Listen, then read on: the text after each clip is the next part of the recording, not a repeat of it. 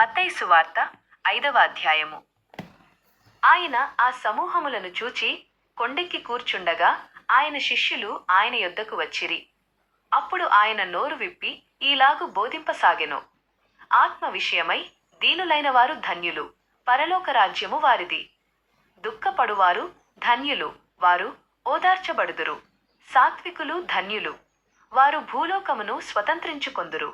నీతి కొరకు ఆకలి దప్పులు గలవారు ధన్యులు, వారు తృప్తిపరచబడుదురు. కనికరము గలవారు ధన్యులు, వారు కనికరము పొందుదురు. హృదయశుద్ధి గలవారు ధన్యులు, వారు దేవుని చూతురు.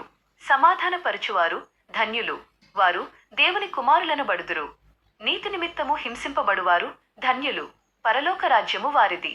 నా నిమిత్తము జనులు మిమ్మును నిందించి హింసించి మీ మీద అబద్ధముగా సమస్త విధములైన చెడ్డమాటలు పలుకునప్పుడు మీరు ధన్యులు, పరలోకమందు మీ ఫలము అధికమయ్యున్నది గనుక సంతోషించి ఆనందించుడి.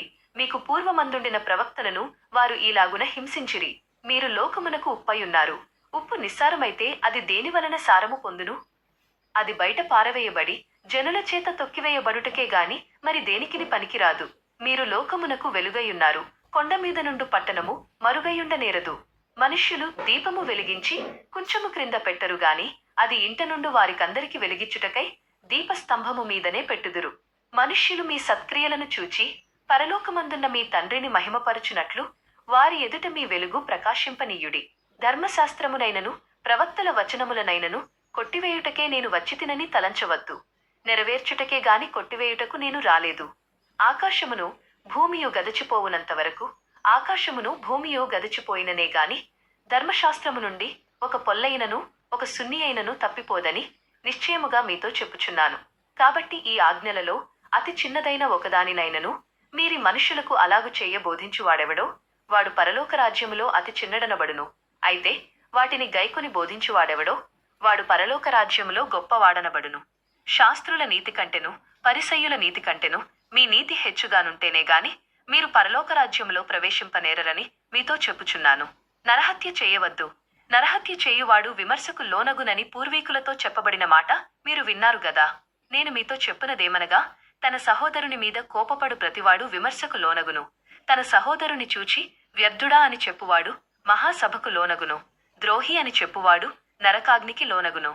కాబట్టి నీవు బలిపీఠమునొద్ద అర్పణమును అర్పించుచుండగా అక్కడ నీ సహోదరుని మీద నీకు విరోధమేదైనను కలదని జ్ఞాపకము వచ్చిన ఎడల అక్కడ బలిపీఠము ఎదుటనే నీ అర్పణమును విడిచిపెట్టి మొదట వెళ్ళి నీ సహోదరునితో సమాధానపడుము. అటు పిమ్మట వచ్చి నీ అర్పణమును అర్పింపుము. నీ ప్రతివాదితో త్రోవలో ఉండగానే త్వరగా వానితో సమాధానపడుము. లేని ఎడల ఒకవేళ ఆ ప్రతివాది నిన్ను న్యాయాధిపతికిప్పగించును, న్యాయాధిపతి నిన్ను బంట్రోతుకుప్పగించును. అంతట నీవు చెరసాలలో వేయబడుదువు. కడపటి కాసు చెల్లించు వరకు అక్కడ నుండి నీవు వెలుపలికి రానే రావని నిశ్చయముగా మీతో చెప్పుచున్నాను.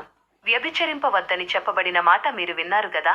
నేను మీతో చెప్పునదేమనగా ఒక సీత్రని మోహపు చూపుతో చూచు ప్రతివాడు అప్పుడే తన హృదయమందు ఆమెతో వ్యభిచారము చేసినవాడగును. నీ కుడికన్ను నిన్ను అభ్యంతరపరచిన ఎడల దానిని పెరికి నీ యొద్ద నుండి పారవేయుము. నీ శరీరమంతయు నరకములో పడేయబడకుండుట నీ అవయవములలో ఒకటి నశించుట నీకు ప్రయోజనకరము గదా. నీ కుడి చెయ్యి నిన్ను అభ్యంతరపరిచిన ఎడల దానిని నరికి నీ యొద్ద నుండి పారవేయుము. నీ శరీరమంతయు నరకములో పడేయబడకుండుట నీ అవయవములలో ఒకటి నశించుట నీకు ప్రయోజనకరము గదా. మరియు తన భార్యను విడిచిపెట్టువాడు ఆమెకు త్యాగపత్రమీయవలెనని చెప్పబడెను గదా. నేను మీతో చెప్పునదేమనగా జారత్వము నిమిత్తము తప్ప తన భార్యను విడిచిపెట్టు ప్రతివాడును ఆమెను వ్యభిచారిణిగా చేయుచున్నాడు. విడిచిపెట్టబడిన దానిని పెండ్లి చేసుకునివాడు వ్యభిచరించుచున్నాడు. మరియు నీవు ప్రమాణము చేసి నెరవేర్చకయుండకూడదు గాని ప్రభువునకు నీ ప్రమాణములను చెల్లింపవలెనని పూర్వీకులతో చెప్పబడిన మాట మీరు విన్నారు గదా. నేను మీతో చెప్పునదేమనగా ఎంతమాత్రము ప్రమాణము చేయవద్దు. ఆకాశముతో తోడు అది దేవుని సింహాసనము, భూమితో తోడు అది ఆయన పాదపీఠము, యెరూషలేముతో తోడు అది మహారాజు యొక్క పట్టణము. నీ తలతో తోడని ప్రమాణము చేయవద్దు. నీవు ఒక వెండ్రుకనైనను తెల్లగానైనను నల్లగానైనను చెయ్యలేవు. మీ మాట అవును అంటే అవును, కాదు అంటే కాదు అని ఉండవలెను. వీటికి మించినది పాపము నుండి పుట్టునది. కంటికి కన్ను పంటికి పన్ను అని చెప్పబడిన మాట మీరు విన్నారు గదా. నేను మీతో చెప్పునదేమనగా దుష్టుని ఎదిరింపక నిన్ను కుడి చెంప మీద కొట్టువాని వైపునకు మరొక చెంప కూడా త్రిప్పుము. ఎవడైనను నీ మీద వ్యాజ్యము వేసి నీ చొక్కాయి తీసుకొనుటకు అపేక్షించిన ఎడల వానికి నీ అంగీని కూడా ఇచ్చివేయుము. ఎవడైనను 1 మైలు నడువా నిన్ను నిర్బంధించిన ఎడల వానితో కూడా 2 మైళ్ళు వెళ్ళుము. నిన్ను అడుగువానికిమ్ము, నీ యొద్ద అప్పు తీసుకున్న గోరువాని నుండి ముఖము త్రిప్పుకొనవద్దు. నీ పొరుగువాని ప్రేమించి నీ శత్రువును ద్వేషించుమని చెప్పబడిన మాట మీరు విన్నారు గదా. నేను మీతో చెప్పునదేమనగా, మీరు పరలోకమందున్న మీ తండ్రికి కుమారులయ్యుండునట్లు మీ శత్రువులను ప్రేమించుడి, మిమ్మను హింసించు వారి కొరకు ప్రార్థన చేయుడి. ఆయన చెడ్డవారి మీదను మంచివారి మీదను తన సూర్యుని ఉదయింపజేసి నీతిమంతుల మీదను అనీతిమంతుల మీదను వర్షము కురిపించుచున్నాడు.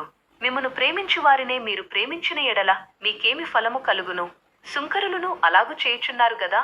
మీ సహోదరులకు మాత్రమే నమస్కారము చేసిన ఎడల మీరు ఎక్కువ చేయుచున్నదేమి? అన్యజనులను అలాగు చేయుచున్నారు గదా. కాబట్టి పరలోకమందున్న మీ తండ్రి పరిపూర్ణుడు గనుక మీరును పరిపూర్ణులుగా ఉండవలెను. దేవుడి ఈ పరిశుద్ధ వాక్యమును మన వినికిడిలో ఆశీర్వదించునుగాక. ఈ వాక్యం విన్న ప్రతి ఒక్కరి హృదయములోనూ కుటుంబములోనూ దేవుని సమాధానము, సంతోషము మరియు ఐశ్వర్యవంతమైన ఆశీర్వాదములు ఎల్లప్పుడూ తోడయుండునుగాక. ఆమేన్. దేవుడు మిమ్మును సమృద్ధిగా దీవించునుగాక.